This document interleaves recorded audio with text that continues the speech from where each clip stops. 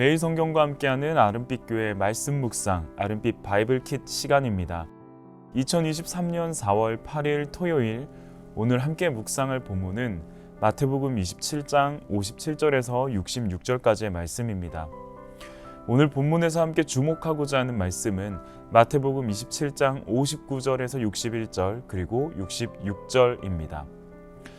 요셉이 시체를 가져다가 깨끗한 세마포로 싸서 바위 속에 판 자기 새 무덤에 넣어두고 큰 돌을 굴려 무덤 문에 놓고 가니 거기 막달라 마리아와 다른 마리아가 무덤을 향하여 앉았더라.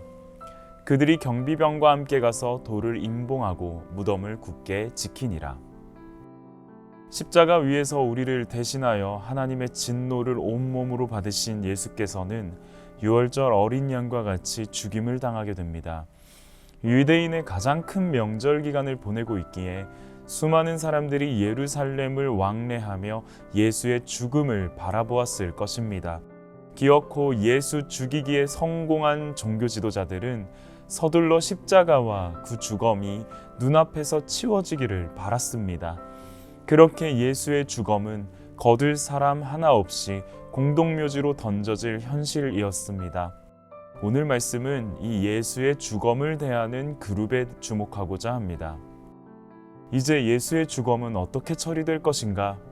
공생의 기간 예수를 따랐던 제자들은 몸을 숨기기에 급급했습니다. 그런데 전혀 예상하지 못했던 한 인물이 빌라도 앞에 섭니다. 그는 아리마대 사람 요셉. 복음서의 기자들은 그를 부유한 자요 산헤드린 공회원이라는 신분과 함께 예수를 은밀히 따르며 하나님 나라를 기다리던 자라고 소개합니다. 예수의 사역 내내 지근거리에서 쫓았던 제자들은 하나같이 자신의 정체를 숨기고 있던 바로 그때 아리마대 사람 요셉은 경제적으로도 정치적으로도 하등 도움될 일 없는 담대한 결정으로 빌라도 앞에 섭니다. 그리고는 이렇게 외칩니다. 예수의 시체를 달라. 최악의 상황, 기대하고 쫓았던 선생이자 메시아가 유대 종교 권력과 로마의 힘 앞에 굴복한 듯 보이는 절망의 현실. 그러나 바로 그때 아리마대 요셉은 이 한마디로 자신의 믿음을 유대 종교 권력과 로마의 힘 향해 드러냅니다. 그리고 그 믿음은 모든 복음서에 오롯이 기록되어 말씀을 대하는 우리에게까지 드러납니다. 그리고 마태는 기록하지 않았지만 아리마대 사람 요셉과 함께 요한은 또 다른 한 사람이 있음을 말합니다. 사람들의 눈을 피해 밤중에 예수를 찾아왔던 니고데모입니다. 그는 예수의 주검을 빌라도로부터 받아온 아리마대 요셉을 도와 온몸이 뜯기고 터진 시신을 정성껏 장사합니다. 예수의 주검 앞에서 아리마대 요셉과 니고데모는 그들의 믿음을 명확히 드러내 보입니다. 이들은 최악의 상황 앞에서 자신의 믿음을 드러냅니다. 천하를 호령할 것으로 기대했던 메시아는 온데간데 없고 십자가 앞에서 처절한 몸부림으로 찢겨 죽은 예수의 주검만 눈앞에 보이는 현실. 두 사람에게 바로 그때가 믿음의 발현이 필요한 때였습니다. 잠시 우리의 현실로 말씀을 가져와 보고자 합니다. 믿음은 보이지 않는 중에 내딛는 한 발자국이라는 문장이 생각납니다. 때로는 우리의 상황과 형편에 하나님이 보이지 않을 때가 있습니다. 때로는 예수의 주검만 보이는 때가 있습니다. 아무런 능력도 변화도 회복도 기대되지 않는 처절한 현실에만 주목하게 되는 때가 있습니다. 바로 그 때가 우리의 믿음을 발현해야 할 때입니다. 눈에 보이는 것을 본다고 말하는 건 인정입니다. 보이지 않는 것을 본다고 말하는 것이 믿음입니다. 비록 예수의 주검만 아른거리는 절망 중에라도 그 주검을 통해 일하실 하나님을 향하는 시선이 바로 믿음입니다.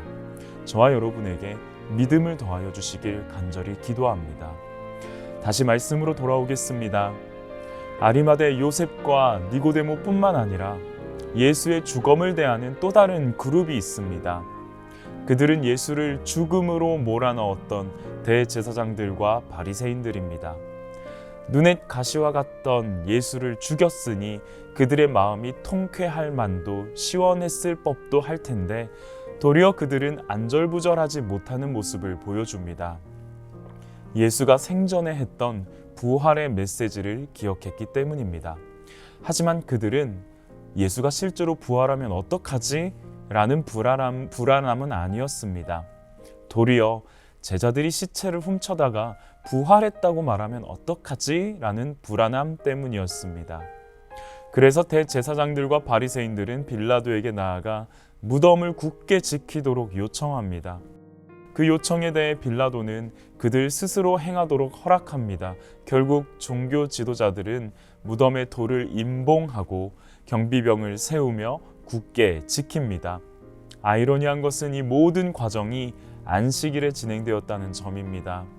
예수를 죽이고자 굳은 마음을 먹었던 시작점이 예수가 안식일을 어겼기 때문이었음을 우리는 잘 알고 있습니다. 그들은 그렇게 끝까지 제대로 된 안식을 누리지 못한 채로 위선의 나락에 깊이 빠집니다. 반면 예수의 죽음을 대하는 마지막 한 그룹이 아주 짧은 표현으로 등장합니다. 막달라 마리아와 다른 마리아, 바로 예수의 고난과 죽음의 길에 늘 가까이 있었던 여인들입니다. 그들은 임봉하여 굳게 닫힌 무덤을 향해 앉아 있습니다.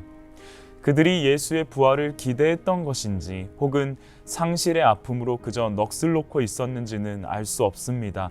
그러나 확실한 건 무덤을 향해 앉아 있었다는 점입니다.